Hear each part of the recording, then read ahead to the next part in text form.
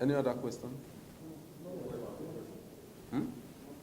And justice are appealed by the false narrative being mischievously peddled by the special advisor to the president on media and policy communication, Mr. Daniel Bwala, in a recent press statement.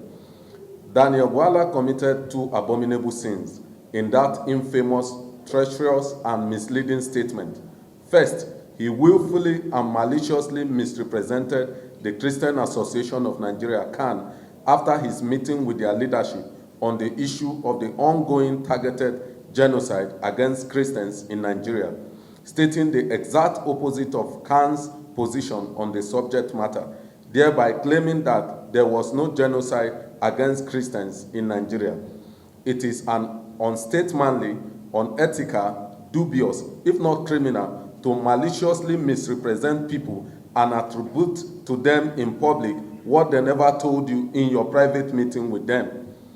Mr. Bwala's second abominable sin is to deny the targeted genocidal killings of Christians in Nigeria.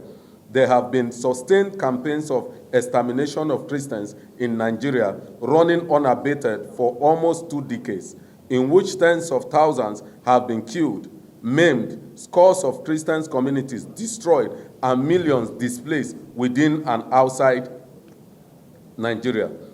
Most of the communities sacked, Benue, Plateau, and other Christian states have already been occupied by the aggressors. The aim is ethnic cleansing with the sole intention of exterminating the Christian population so as to create living spaces for a certain group of people and have a homogeneous Nigeria reflective of one main religion.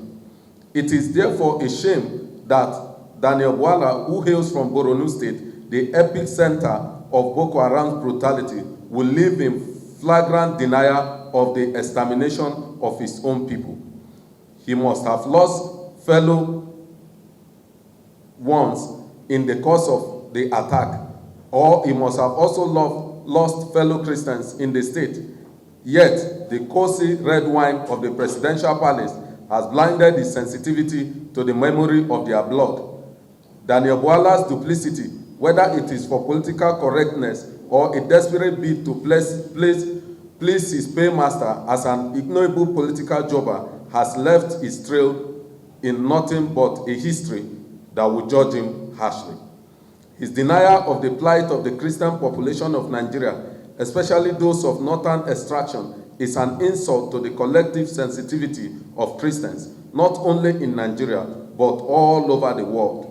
It is like denying that the Holocaust never happened. It is like also saying that the Rwanda genocide never happened.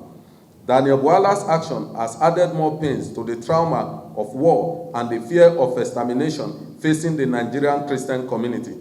Denying the truth of people's horrifying existential experience will exacerbate the situation and cause more damage than whatever political gains that the clueless, selfish, and shameless advisor unwittingly seeks to achieve. Daniel Bwala should do well to check people like Daniel and Esther in the Bible who stood for justice in their generation and prevented the extermination of their people, rather than perpetuating it just as he is doing. Seeking political relevance at all costs has been the trademark of Bwala's political engagement. It is very unfortunate that political prostitutes bereft of all morals are left to occupy sensitive positions of influence over sane and noble people. That is the paradox of our nation.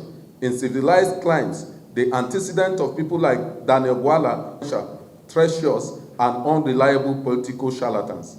It is such a shame that Mr. Bwala, like Esau, has decided to sell his conscience for a morsel of bread and the fleeting, transient alloy of power and political influence. He is nothing but a traitor to his own people and a disgrace to the entire Christian community in Nigeria. He has caused more pains and trauma in the heart of survivors than the guns and bullets of the enemy. Well, Daniel Bwala should be reminded that positions are temporary, and when position is over, he has his conscience to face on earth. and God to face hereafter. Whatever position he occupies today is transient, but the consequences of his action will live with him forever. As a nation, so let's cut at this point. And I'm representing the Concerned Christian Youth Forum. We are here this evening to put more light on what transpired between Aide Bwala, who is a representative of the presidency, and the Christian Association of Nigeria, the leadership of the Christian Association of Nigeria, particularly the statement that was credited to the president that the Christian genocide in Nigeria to heal and time to move on, but only if we all lend our voice to the truth rather than standing in denial of it. We commend our security forces for their relentless fight against all agents of war and terror in our nation, and we enjoin all well-meaning leaders and stakeholders at all levels and across divide to stand by the truth and unite for the cause of enduring and sustainable peace. Thank you.